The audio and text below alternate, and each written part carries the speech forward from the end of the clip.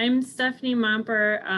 I am one of the primary care docs at the Ascension, Wisconsin Germantown Clinic. I do primary care at that location.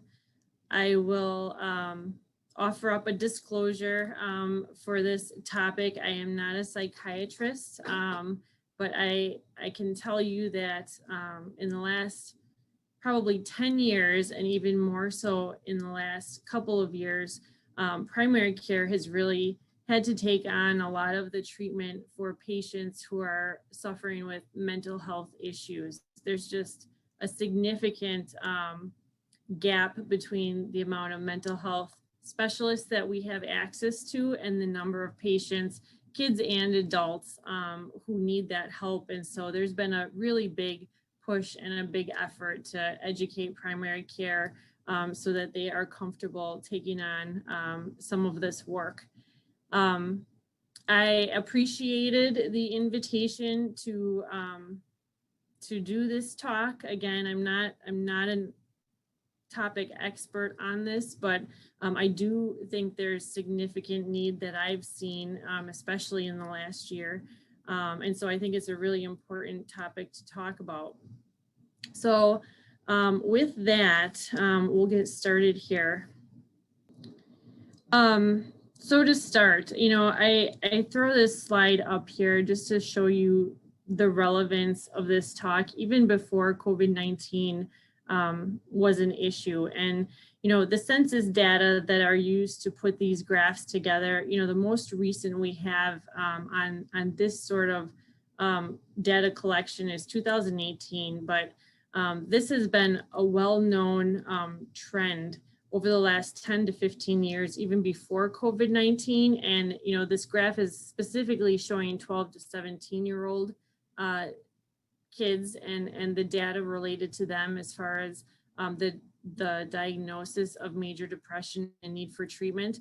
But we are seeing this in kids, even elementary school age, all the way up to young adults, just the same sort of climb phenomenon. And so 2020 data will be really sad and probably really interesting, because I think it's going to, change the slope even more. So when we talk about childhood depression and sort of who, how to watch for this and what symptoms to pay attention to at home. I list them here, and these symptoms are they're really vague. And, kids can have a bad day, kids can have a bad week. Kids may be trying to search out more independence and giving parents a hard time. So there is a lot of reasons in our youth why they may start exhibiting some of these symptoms. And that's why depression is so tricky to diagnose. So the somatic symptoms on the bottom, that includes things like headaches, tummy aches, fatigue, some of those physical symptoms that a lot of times are actually what land kids in our office because they're missing school over some of these symptoms, headaches, things like that. So there is really an array of ways that depression can start showing up, but it also blends in a lot with some of our just normal childhood struggles in kids that are not depressed. And that's why it makes it really tricky. When kids come to our office, this is sort of the clinical diagnostic process that we have to go through to make this diagnosis. So major depression is the diagnosis we would use clinically for a kid who is depressed. And we start on the left with the black background, and we need one of these two symptoms to be present before we move forward and make the diagnosis. So either just negative mood, this can be depressed mood, irritability, just a really difficult kid to be around for a little while, emotionalness where they're crying a lot or for no reason. But this has to be most of the day, nearly every day. And we try when we're doing, our questions to have somebody reflect over the last 2 weeks and really assess, is this how things have been? or, and sometimes it's an and, but, or you need a lack of any pleasure or interest in things that were once enjoyed by your child.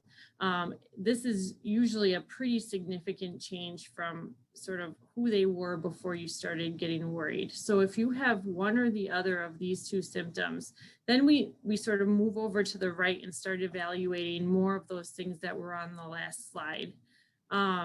Sleep can be more or less than usual.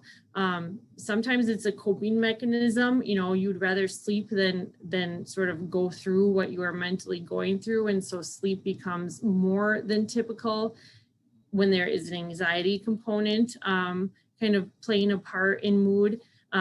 Sometimes there's a big struggle to fall asleep or stay asleep. And so it can go either direction. Weight, anxiety in particular, but sometimes just being sad will make someone a little nauseous and not feel like eating, or emotional eating where it's used as a comfort and they go for the foods that they probably shouldn't because they are comfort foods, and we see weight go up instead of down. Fatigue is really vague, but it is generally present when someone is depressed. Poor focus or not doing as well as they used to do in school or in activities that they are part of. Feelings of worthlessness or guilt and thoughts of hurting oneself at the bottom there are all kind of the additional symptoms that if we have 4 of those, and they don't have to be every day, but it has to be present when you reflect on the last 2 weeks, along with one on the left, then we would make that clinical diagnosis of major depression. So when we talk about this, when you kind of wonder, like, how many kids really are we talking about, or am I exposed to kids that are struggling with this? I throw this up just so that you can see it's pretty significant. If you are a parent who's involved with your own kids and their friends or their teammates, or you work at a school, the chances are you're interacting day to day with, a kid that might be struggling. On the left, now suicide is the second leading cause of death in patients or kids that are 10 to 24 years old. That's next to trauma, accidents. So it is really a significant problem when you think of the life those individuals have left to live. So, and again, way more common than a lot of time we appreciate. 18 cases each day in ages 10 to 24 in the US. So that is a United States statistic.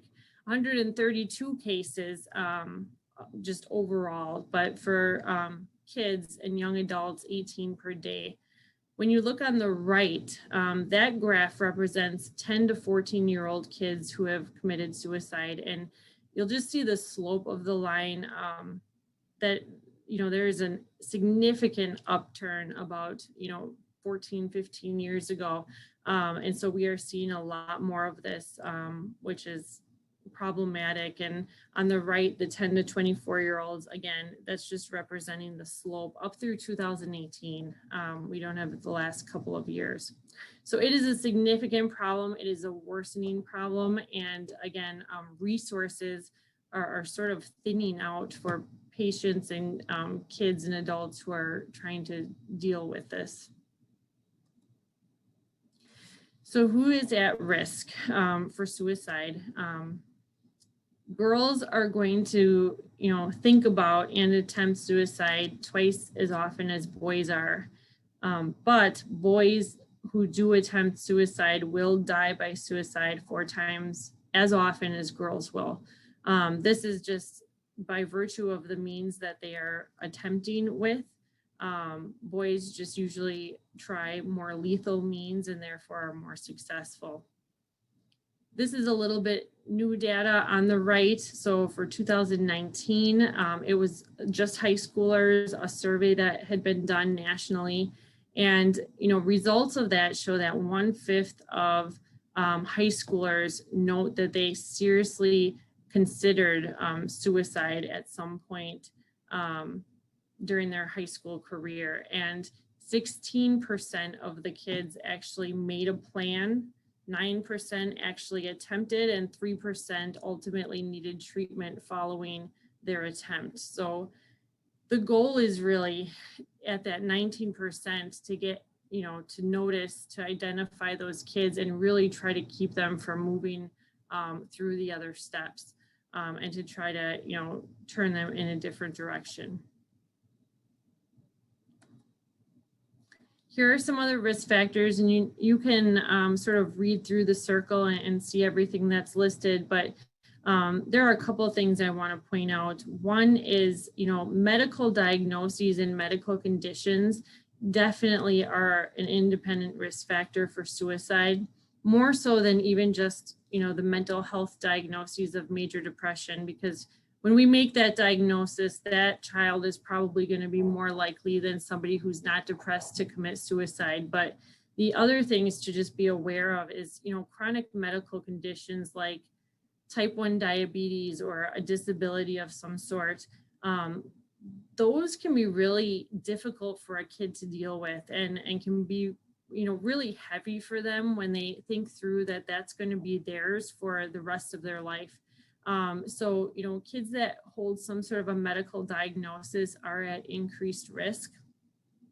Also, exposure to suicide in some form, whether it's a classmate or a relative or a neighbor, is more likely to result in a child attempting suicide. And you would hope it would be, seeing the repercussions of a suicide might deter them, but actually it makes an attempt by a child more likely to happen. So, if there is someone suffering from depression and there is, a suicide that you're aware of in their life, keeping them close and kind of, keeping a hand on them is really important. There is one really significant risk factor, even outside of COVID-19, that's not on this chart, but worth talking about and probably worth a whole talk on its own. Youth that are in the LGBTQ community are at significantly more risk for depression and also suicide than kids that are not struggling with that. And these kids are trying to figure out who they are. They're trying to figure out how they fit amongst their peers. There's just a lot of anxiety and unknown in this group of youth. And you look at the numbers, 4 times, 3 times more likely than other kids. So this is a group that if you are, with somebody, a gay child in your home or somebody that you're interacting with at work, like these are the kids to keep close and really, keep an eye on and work through when you can tell they're having a bad day. So again, that is a whole talk on its own, but it is a significant risk, and the numbers are much higher than other kids. So COVID-19, 2020 was a year, and we've been seeing significant increase in just kids who are depressed and teens who are depressed over, like I said, years. But 2020 was a hard one. And when I found myself sort of trying to get my arms around, like, what do we do? What resources do we have? How can we take care of these young adults and kids? I did reach out to sort of some of the pediatricians in the area and in my region. And I hate sort of reading you lines, but I am going to read some excerpts of emails that I got back. Shared sentiment. Thank you for reaching out to everyone. I too have been very concerned about our youth responses to questions of depression. It's overwhelming. Thanks, Steph, for keeping this on the top of our minds. You highlight the need to go beyond just asking and get to know our patients as best as they allow us to. We need to be clinicians, caregivers, confidants, advisors. Unfortunately, we often have limited access to the patient between visits. Depression is an epidemic that has been made worse by the pandemic. I think this is the biggest thing we can do for our youth. We've seen so much increased depression and anxiety over the past several years. I am so sorry to hear about your patient. Thanks for the email. I will continue to try to be vigilant about my patients. I think the screening questionnaires have been helpful to open up conversations.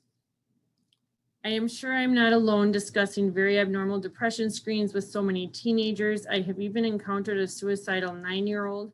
I am not sure what the answer is. I don't see a return to normal for a long time. Making school safe is a challenge, but not going to school is also risky.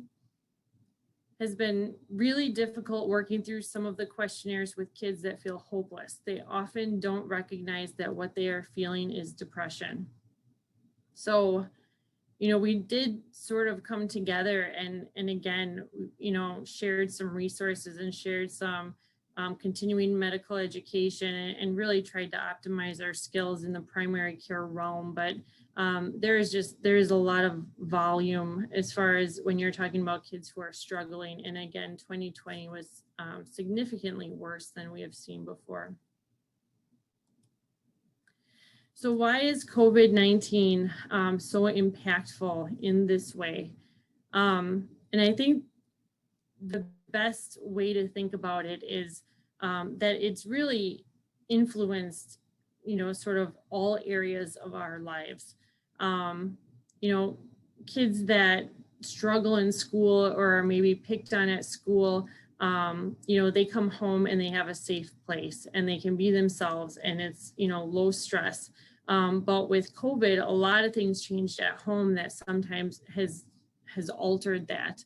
On the flip side, if kids, have a difficult time at home and home life is not the best, sometimes school is really where they get solace and where they enjoy, relationships and, enjoy their teacher. So, and obviously that changed significantly over the last year. So extras, things that they enjoy for fun changed dramatically over the last year. So really there is no safe place that was untouched by COVID-19.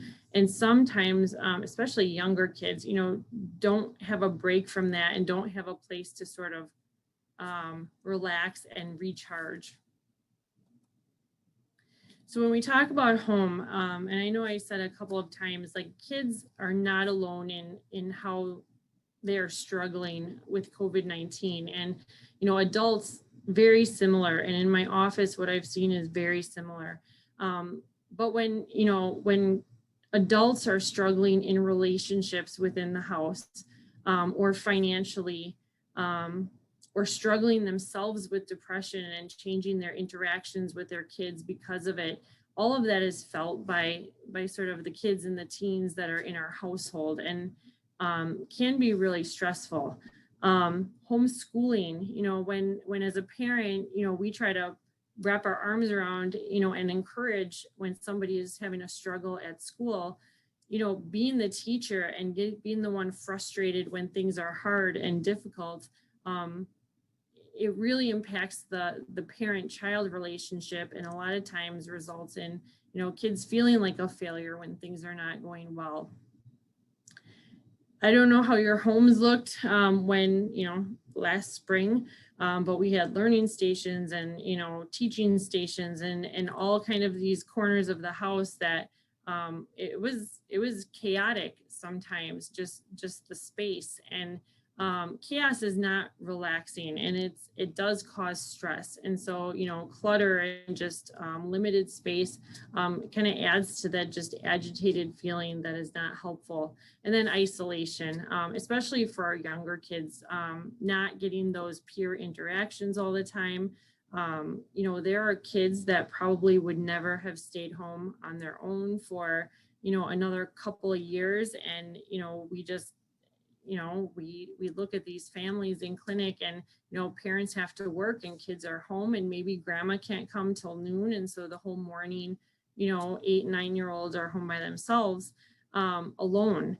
And so, that's not something we would have done prior to COVID-19, but it's something that a lot of families didn't have a choice about. So lots of things at home were impactful. Hopefully things are normalizing a little bit, but there was lots of reasons for kids to struggle at home. School, again, we talked about homeschooling and just the change for some kids and the increase in difficulty to sort of receive that information for some kids. So that's been really stressful. And even for the kids that went to school, again, it's not the school that they had 1 year ago. Younger kids especially really thrive on touch and, hugs and holding hands and, high fives from their teacher. And, school is a different experience now. And there's reasons it has to be, but it's not the same place that it was for younger kids and older kids, just from a social avenue, from a fun avenue. It's a whole different feel, and it's more work than I think it used to be. It used to be sort of work mixed with fun, and now it's just a lot of the extra fluff that I think made their days go by and made their days enjoyable is now gone. So we'll call this slide the extras. A lot of things were very different. And I think back to spring, when it was right before state wrestling or whatever your child's sport was, and suddenly it was just done. As much as we want our kids to be really well-rounded and sort of have their feet in a lot of sandboxes and feel secure in themselves in a lot of different venues, a lot of times kids identify with their one thing that they really love and they're really good at. And I was talking to a friend this weekend and sort of reflecting on my life and sort of the one point that I could say I know I was in clinical depression, undiagnosed and struggling. It was about an extra. So I went to school on a soccer scholarship. By sophomore year, I was the captain of our team. And then by junior year, after a 4th knee surgery, it became very evident that I could not continue to play. And, again, you can sit back and say, well, you have more time for studying, college sports take a lot of time and X, Y, or Z, all the good things. But I was a mess. Again, you kind of consume yourself with, this is who I am. I'm a soccer player. I'm a good soccer player. These are who my friends are. They're from soccer. My schedule is totally busy. I always have something to do, but it's practice and games and weekend travel and all of these things that had to do with soccer. And then suddenly it's gone. And it's sort of, you have to go through the who am I and who are my people and what am I doing here? And I was disconnecting from really close relationships. I was sleeping all the time whenever I could, my poor roommate. I was doing horrible in school. That was my 1D in college was during that time. And it sounds silly to worry about it, but it was an important D. And it was a D that would affect sort of my path moving forward. And it was talked about in med school interviews just because of where it fell and what it was, but I didn't care at the time. And so I kind of get it when we talk about our kids and sort of, how much a lot of these things mean to them. And if I could go back and now help myself through it then and kind of open my eyes a little bit, I would, but that's not where a lot of our kids are at. So whether it's a sport, which I know a lot of them have restarted, or a club or theater, there's a lot of them that haven't, or they're not happening the same way that our kids loved them. And so that's been a big struggle, I think, for a lot of young people. Milestones are important to a lot of people. They envision something a certain way and then it's very different, whether it's prom or graduation or anything like that. Friends, I do think we need to encourage our kids to stay connected with the people they enjoy and the friends that are good for them. But as parents, we also have to make sure that when that's done on social media or virtually, it can really take a turn quickly and end up really being negatively impactful. So, I think we need to encourage relationships for our kids, but also just be on top of, making sure that they are healthy relationships. So what can you do? I unfortunately did lose a patient that I cared for in clinic right before the holidays. He was one of these age groups that we are talking about, and it had been about 9 months since I had seen him in clinic compared to when he did shoot himself. And in what I do, doing internal medicine and pediatrics, I have the opportunity and the privilege to a lot of times care for multiple family members in the same family. And I've been able to connect with multiple people in his family since in their own individual appointments.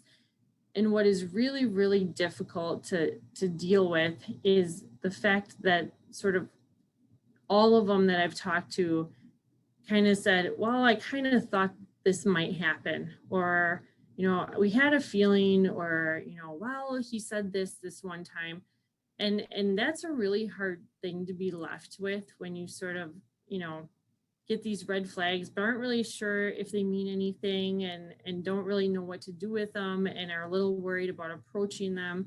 And so on this list, I added all the same things we've already talked about, but also the bottom line, just if you have a gut feeling that something is wrong, we know our kids, and when you kind of get that, like, this is not, like, what was that, that would be something significant enough that I think it warrants a conversation and warrants approaching them and saying, what did you mean by that? Or, when you said that, what were you talking about? Because it's a really hard thing to be left with after, when you're second guessing. And there may have been nothing that anyone could have done in the case that I'm talking about, but you're always going to ask yourself that afterwards. So just be aware of the gut feelings, especially, that parents tend to know their kids well enough to just get a sense when something's wrong. So this is such a problem that there actually are a lot of campaigns, going on right now as far as awareness and trying to unveil resources for people who need them. I am going to show a couple of clips. 2 of them are really short. One of them's a little bit longer, but looks like we have time. This first one in the white is just a link to a public service announcement. It was done by Mayo a couple of years ago, and it's a few years ago, actually. It's old, but it's good. And it's directed towards parents. So that one's towards parents, and then the Seize the Awkward campaign is fairly new, and we'll talk about that one after this first video, but let's see if this is gonna work here. I have my ups and downs, just like anybody else. Maybe more than anybody else. I can be hard to figure out. And I like my privacy. I don't want you looking over my shoulder all the time. But you know your kid better than anybody else. And if you think he's acting different than usual... Acting really down, crying all the time for no good reason. Or getting really mad. Not able to sleep, or sleeping too much. Shutting her friends out or giving her stuff away. Acting reckless, drinking, using drugs, staying out late. Suddenly not doing stuff he used to love. Or doing stuff that's just not like him. It might be nothing to worry about. It might just be high school. Or it might be something more. He might be depressed. Not just feeling down, really depressed. It might be that your kid is thinking about killing himself. It happens. More than you think. More than it should. And people say, I had no idea. I thought it was just a phase he was going through. I never thought she'd do it. I wish he'd come to me. I wish he'd said something. I wish I'd said something. When it's too late. So if you think your kid's acting different, if she seems like a different person, say something. Say, what's wrong? How can I help? And ask straight out. Are you thinking about killing yourself? It doesn't hurt to ask.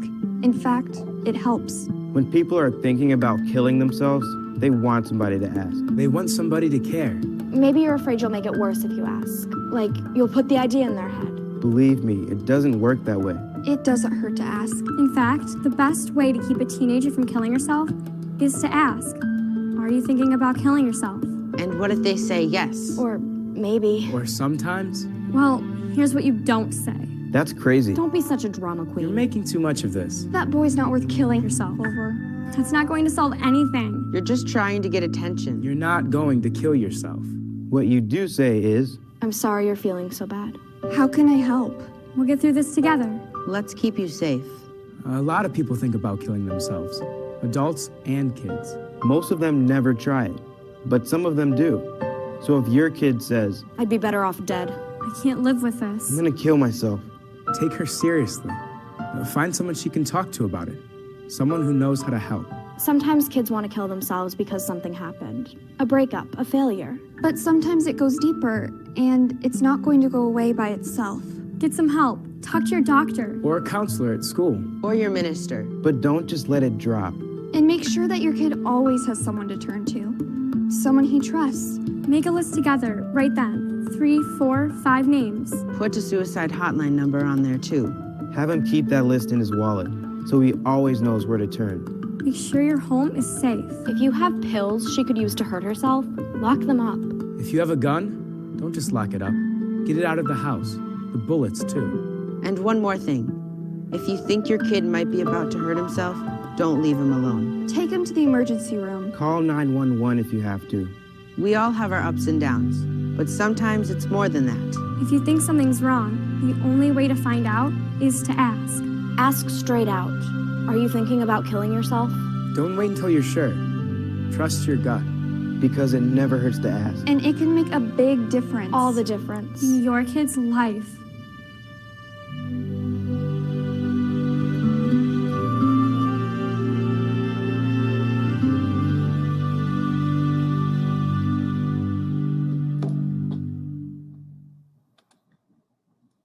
Okay, so real quick, I'm going to take a break. And is anyone in the chat complaining that the slides aren't working? Michaela or Jen? No, I have not seen anything in the chat about that. Okay, perfect. Somebody watching told me the video wasn't working, but if you are not getting that feedback, then we will continue. So again, that one was directed to parents. These two Seize the Awkward videos, which are much shorter. One is sort of young adults. One is directed towards high school students. I love this campaign. It's really just about reaching out and kind of taking that gut feeling and acting on it. And their website is on the top here. So wherever the slides end up, you guys can definitely play around on that website. It's a really good resource. But we will play these real quick.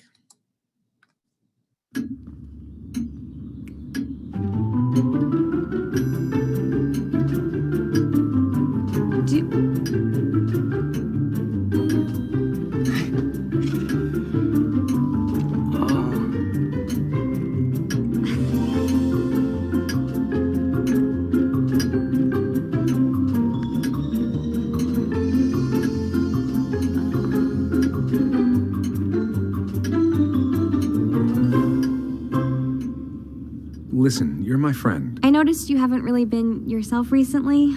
Yeah, I feel like something's up. How are you? Are you okay? Is there anything you want to talk about? I just want to know how you're feeling. And listen, even if you don't know what to say, I'm here to talk. No matter what you're going through, I just want you to know I'm here. I've got your back. When you want to talk, I'm here.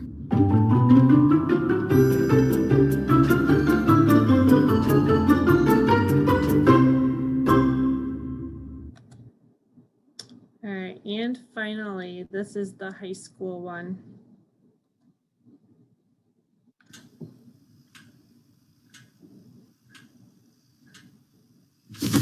Awkward. Do I look familiar? I should. You might remember me from here. Here.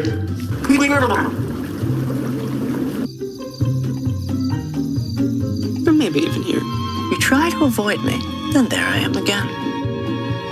But an awkward silence can be a great thing, like Kelly here is about to demonstrate.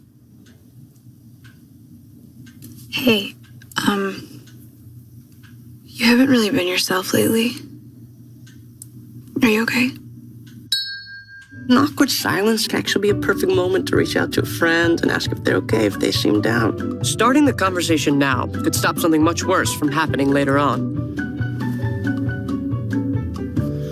Doesn't matter how you say it. You all right? Everything's okay? All G? Yo, what up? You all right, girl? You cool? Bug and dog. Just show you're there for them. Go on, Kelly. Seize the awkward. I'm always here for you. Okay? Okay. Find out how you can help a friend with their mental health at seizetheawkward.org. So again, Seize the Awkward campaign is fairly new, but pretty robust. They have a lot on their website. But you know, both of these messages, just if you're going to walk away with anything, is just encouraging to ask if you have a sense that something is not right. So prevention and support, know the signs. We talked about those. 4 out of 5 suicides were preceded by some sort of warning sign. So most people who commit suicide want to be asked or are trying to tell people that there's a problem. Limit the opportunity. So if there's risk in your home and you're concerned about one of your kids, remove the risks. Don't let your kids be shut in their room or away from you in the house. Try to keep them from isolating. Assist them to maintain friendships and connections so they don't feel alone, but monitor that, because unfortunately sometimes social media is not uplifting and helpful. And then make a plan. So non-parental adults actually are really good options for working through with your child if you're worried about them, and trying to come up with people that they feel comfortable reaching out to if they need to talk urgently. You make a list, you add the suicide hotline, which is running 24/7, and make sure they have that with them, and that you guys sort of have a plan in place if they would feel they need it. And on this list, ask. So just don't be afraid to approach the subject and find out if something's going on. So as parents, I think, we want to protect our kids, and, I don't want them to experience failure, and I don't want them to struggle, and I don't want them, to feel like they're not good enough, or to feel, unfit or unwell, or we want them to not struggle.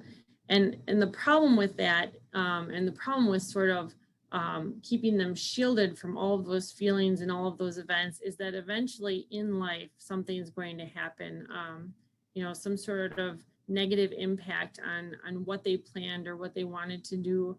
And we have to teach our kids how to respond and sort of thrive in the face of disappointment. So we want to protect them, and I am all for, trying, to prevent them from falling, but I also want them to sort of learn how to struggle through and come out on the other side. So fostering resilience and independence in our kids is an important goal for, I think, all of us as parents, because we want them to be successful in adulthood, and these skills are things that they will take with them. So this is just recap, identification of risk factors, knowing the warning signs, and then acting on them, by lots of talking, lots of asking, eliminate opportunities from the home, and make a plan, before it's needed, so that you guys have an understanding that this is what we're going to do if you start moving the wrong direction. This is a resource slide. The upper left, bottom right options actually all go to the same place. It's the National Suicide prevention Lifeline. So these would be the numbers to throw in your kid's phone after you discuss that they are struggling. There's a teen option on the upper right. There is a Lifeline for the LGBTQ community in sort of the middle. The right side in print there, Talkspace is a fairly new option. You know, there are a lot of wait lists for getting in with mental health professionals right now, and there is an online option. They use insurance. They are, you know, apparently fast turnaround to get in with a specialist. So that would be a website to look at and consider. You know, your primary care doctor, like I said, we are doing a lot more of this kind of work just because of need. And Rogers Memorial Hospital is on the left. It has an intake form that you fill out and they get back to you within 24 hours. That is not for urgent situations. 911, the emergency room, if you truly think your child is unsafe, I would bring him in that way rather than try to go directly to Rogers Memorial Hospital. And then the apps in the lower left are just more for teaching skills when kids are anxious or kids are down. So all the way down to young children, there are options. So there's a lot of apps that exist, and I think those are all free. So this is just, again, a resource page if you wanted to look at it or look through anything. And with that, that is the end of my talk. Dr. Momper, this is Jen Johansson. Can you see the chat room right now on the side? I just stopped sharing, so let me see if I can find my chat box. Yes, I see the chat box. Because there are just a couple things in there that if you want to touch on. Okay, so my son is 14 at KMS and fortunately is doing well with his grades. He is 100% virtual. He does have signs of anxiety regarding his learning. He tells me that he understands the information, but feels like he is actually learning. He is afraid that he will be behind for high school. How do I consult with him? I wouldn't classify him as clinically depressed, but there are definitely signs of anxiety. Also about returning to school full-time with COVID cases continuing, and he is not able to get the vaccine at 14. Yeah, so again, thank you, COVID-19. So this is a really, really kind of common scenario that you're struggling with. And, you know, these kids that are virtual, when I look at my three boys, one thrived, did really well, learned his stuff, could have done it forever, and he would have done really well and enjoyed it. The other two, you know, who have not had trouble with grades, like were struggling. So it sounds like he's doing a pretty good job virtually. I guess as far as advice, you know, there are families where it is not safe to send your kids home, you know, to school because of the COVID-19 virus, you know, just depending on who's home. And it is wiser in some cases to keep your kids home. But I guess I would highly recommend that you, as far as the anxiety for going back, that you really keep him connected with friends and activities that he can do virtually so he stays plugged in with peers. I think that's helpful, especially in preparation for, you know, when he goes back.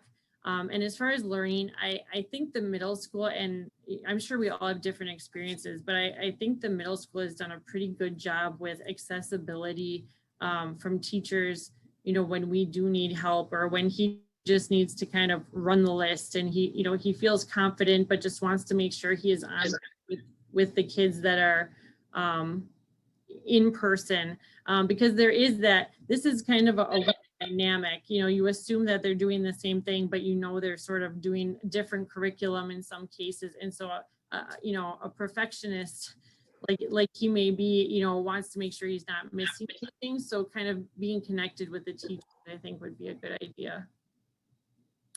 How can we copy this presentation? Jen or Michaela?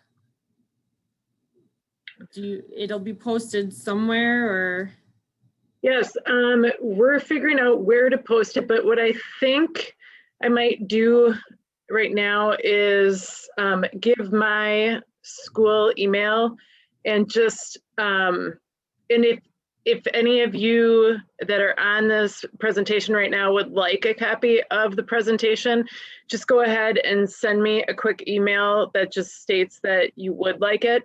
So I'll go ahead and post that in the chat box. And then also, I'm gonna put in there where to do the quick survey for this presentation, just to give us feedback on it.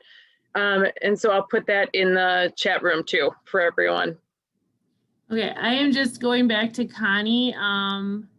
She put not learning, so I think her son is actually doing well, but doesn't feel like he's retaining the information. And so I would go back and again, connect with the teachers, make sure they understand the situation, see if he can run the list, you know, a couple times a week and make sure he is on it and ask the questions that he has.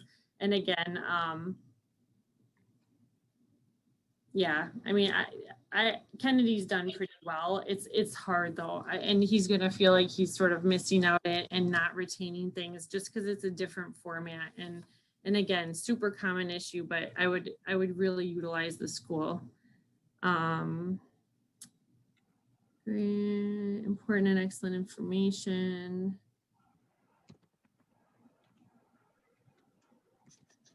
Can we share the presentation on Go G-Town, Go Great Facebook page? Yep, what I'll do, I just got a message from Michaela and she said that she has everyone's email addresses.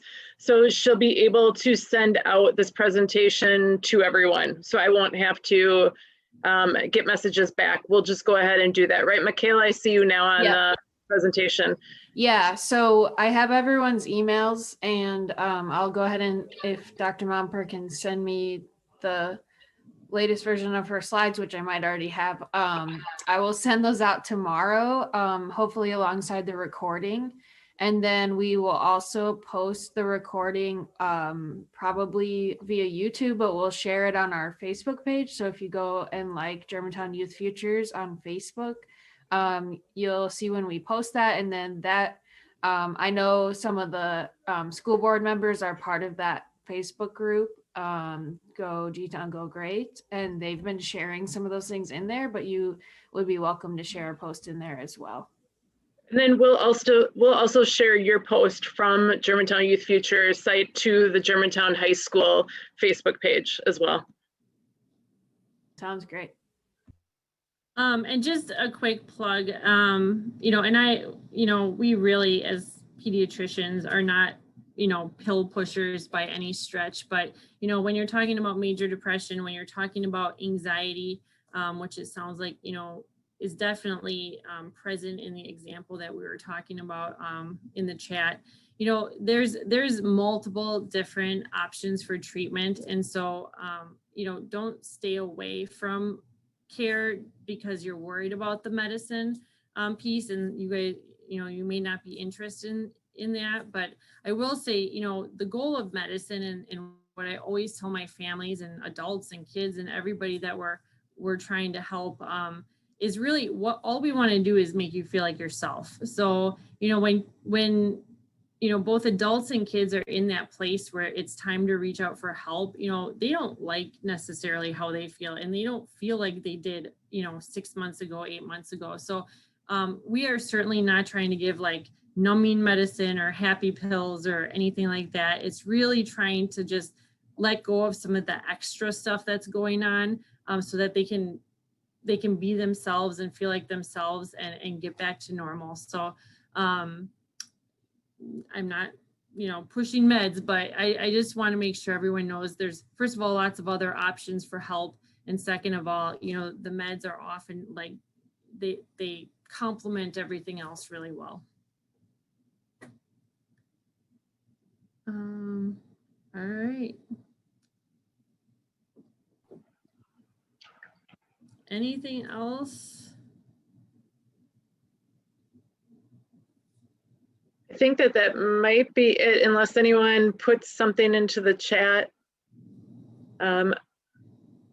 I think they're saying thank you. They love the presentation and the information. So we will get that presentation out to people. But we do want to thank you, Dr. Momper, for your time tonight and for taking the time to do this presentation. So many people got on, and that is awesome. And it just shows you, though, the amount of people who want the knowledge and want the information that others have surrounding this topic. So we thank you very much for that.